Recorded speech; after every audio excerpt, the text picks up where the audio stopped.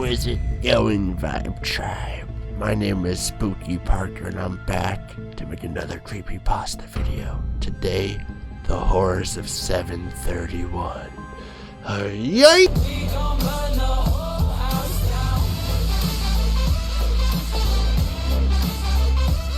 And we're back. Okay, it turns out not a creepypasta. I don't know why I said that. Not a creepypasta at all. It's actually a real-life history moment from World War II that is somehow related to the Japanese. This is the context that was given by the guy who requested it, who is Emilio. I'll go ahead and give him his credit right here in the YouTube comment, my first request. So, we gotta get it done. We gotta go ahead and get all of the requests in as soon as they come in, of course. So we're gonna get to this one.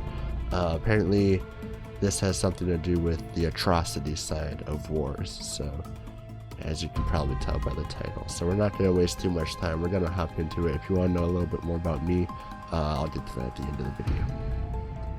Let's hop right Today in. we're going to talk about the darker aspects of war. Yes, war is dark enough in itself, but as you'll know from some of our other shows, many despicable things happen in a war behind what we might call closed doors. We only need to look at the Nazi doctor, Josef Mengele, who conducted experiments on people that make your stomach churn. We might also look at the Nazi death marches, the massacres, the genocides, the torture of prisoners, and prisoners literally being worked to death. These things all happened during the Second World War, as did biological warfare and the testing of deadly agents on those captured by certain militaries. But today we'll focus on just one matter of total depravity during that war. In this episode of the Infographics Show, the horror of Unit 731.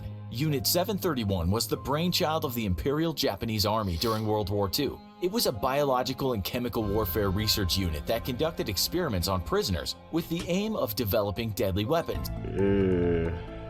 About to watch some chemical experiments. This doesn't. All right, Emilio. What did you get me into? You son of a bitch. It's written that at its base in China, remember the Japanese were at war with China, around 3,000 men, women, and children were tested on. Most of these, we are told, were Chinese, but some of them were from the Allied nations, the Soviet Union, Korea, and Mongolia. The unit lasted until the end of the war in 1945, and it's written it had ample funding from the Japanese government. Okay, so this unit was developing dastardly weapons, and it needed to test those weapons on people first. But other tests were also done, related to trying to understand what the human body could endure. That way the Japanese military might better understand what its own soldiers could go through. The cold.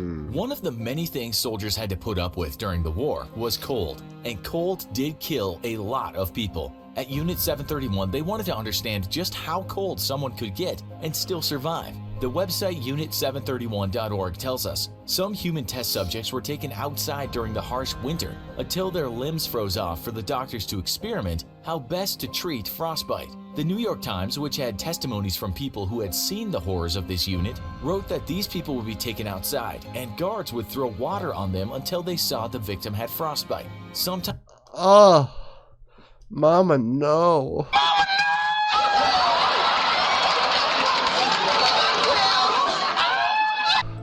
God, imagine just being stuck. I don't even want to elaborate, because Times wrote the newspaper, the guards would hit the arm of the prisoner with a stick, and if he heard something like a wood against wood sound, he knew the arm was totally frozen. What happened next is the doctors would use various methods to try and unfreeze the arm or other body part. Sometimes the prisoner would be left alone to unfreeze, sometimes warm water would be thrown on him or her, and sometimes much warmer water. The Japanese doctors, according to the Times, concluded that the water over 100 degrees Fahrenheit, but never more than 122 degrees Fahrenheit, worked the best. Vivisection. The Japanese military also wanted to know how best to treat diseases in it. I'm not gonna lie, I don't even know what vivisection means, and I know I'm about to find out, but I feel like I don't want to. I feel like I don't even want to know what this procedure is with this gentleman laying on the table.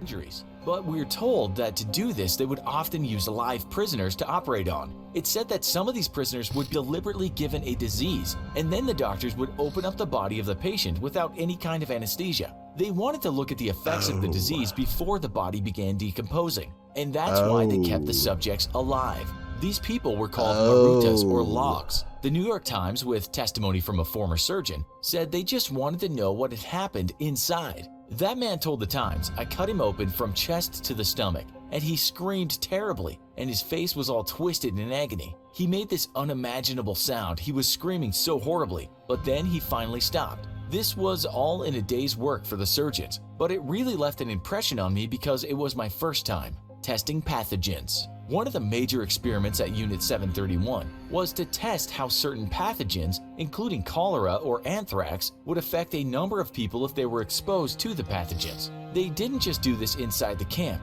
but also did what they called field testing. This was done by dropping the pathogens on small communities in China. They wanted to see if they could cause an outbreak of disease. We're told some of these experiments were successful, so the God, why did every side in World War II just go for like these extinction events? What the hell was wrong with the 1900s? I feel like every major power was just trying to exterminate every other walk of life, and it's like, what the hell is going on? The hippies were important because they hated all that shit, but I feel like they couldn't do enough. Everyone was trying to destroy each other. I don't know what, man. The Japanese then had the idea to carry these pathogens to the United States in what were called balloon bombs. It's written that the Japanese did send about 200 balloons to the US, but these failed for the most part, only leading to the death of 7 people. They also had a plan to drop plague-infected fleas on San Diego by using kamikaze pilots, testing weapons. The Japanese also wanted to test weapons that they could use on the battlefield, and this included regular weapons but also toxic gases. To do this, prisoners would be taken out to a field and tied to a spot with a stake. The soldiers would then start testing, which sometimes just meant shooting guns at the target, and other times throwing grenades at certain distances to see how effective they were. The bodies of the victims would then be analyzed, so the Japanese knew exactly what damage their weapon. That's wild. I feel like a lot of armies, when they're trying to test their weapons out, they throw them near like targets or something. You know what I'm saying? They're not just like, oh, we have prisoners. Hey, let's test out our frags, bro. Hand me a frag, bro. What the hell? Could do. We're told that in one experiment, gas was fired at the tied-up prisoners, but the wind changed direction, and it sent the Japanese soldiers running. It's also said that the soldiers would occasionally test out their flamethrowers on the prisoners. The pressure chamber and spinning. While Japanese people who had worked in the camp later recalled how many parts of prisoners could be seen in jars all over the camp, it's not always known how these people died. Perhaps one of the worst deaths was the pressure chamber. We're told that prisoners would be placed inside a pressure chamber, sometimes alongside another prisoner, and the pressure would be turned up until basically the prisoner's eyes popped and they eventually died. If that wasn't horrific enough, other prisoners would literally be spun to death so that the military could test centrifugal forces. Operations. The Japanese also wanted to have better surgeons, that important? and those Holy surgeons shit. needed subjects to work on. One report we found tells us how one subject was given an appendectomy. After that, his arm was removed, and after that, he received a tracheotomy. This all took about 90 minutes, and when the doctors were done, they just killed that patient. The man who did these surgeries was, at the time, a student doctor. He told the media that he had no idea what to expect when he was told he was going to China to practice surgeries. Spreading syphilis. This is the testimony from a worker at Unit 731. Infection of venereal disease by injection was abandoned, and the researchers started forcing the prisoners into sexual acts with each other. It's said that if the pair refused, they would be shot. At other times, children were infected with the disease. The reason this happened was so those infected prisoners could be vivisected at various stages of the disease, and the... Well, this is quite dark. Well, I apologize for the depressing video, but I mean, it's history, and history is always dark. You know, it just depends on what part of the world you're looking at that point in history. So it's not like it's anything new, crazy torturing, experimenting on people, death. I don't know. It's all, as rough as it is, it's all over the place, and you kind of gotta get used to it if you want to learn about history. Unfortunately, but yeah, I'm kind of there. I can look at this educationally, I think. The doctors at the camp could better understand how it affected a person's organs during that stage of the infection.